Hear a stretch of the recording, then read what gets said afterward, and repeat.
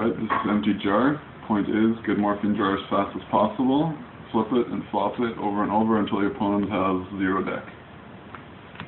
Morphine jar, of course. Needleworm, just to give you that extra boost.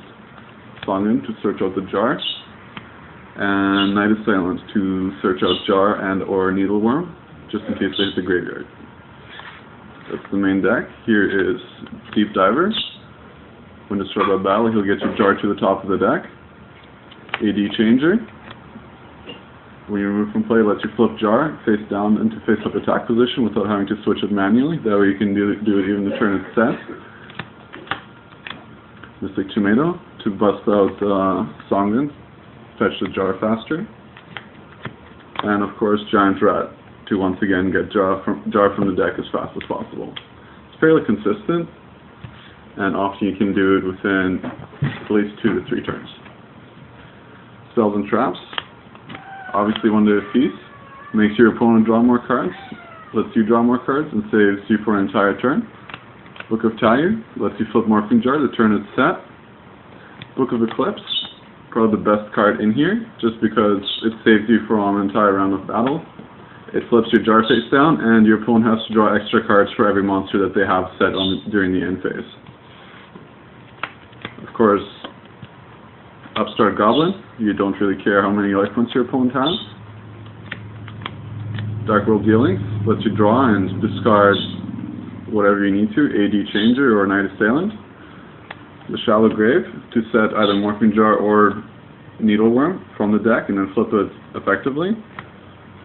Hand Destruction, just for more turbo, and you can always rely on your opponent to have at least 2 cards in hand. Usually it's 5. Book of Moon. Burial from Different Dimension, just to get your AD Changers back into the graveyard. Card Destruction. Make sure you play it when your opponent has 5 or more cards, which is really easy to do. Foolish Burial, to get jar or what have you into the graveyard. Works especially well for AD Changers. So good. And of course, Magical Stone Excavation to get back any of the spells that you might need at the time, because your hand is fully disposable. And that's empty jar. Any recommendations for side cards for this deck? Well, obvious problem is most likely Dark World, so some DD Crows would help. They're live, they flip easy. You can chain them to Jar's effect, which is especially viable with these cards. You can't play them the turn they're set, but you can chain them to Jar's effect. And they also protect Jar against Veiler, so that's easily one of the best cards in this deck. Anything else you'd like to say? Well, I think that's about it. First time trying it, it worked like a charm. It's a bit choppy, needs some work, but the engine is there and works fairly well. So guys, if you want to pick up this deck, this is what you need.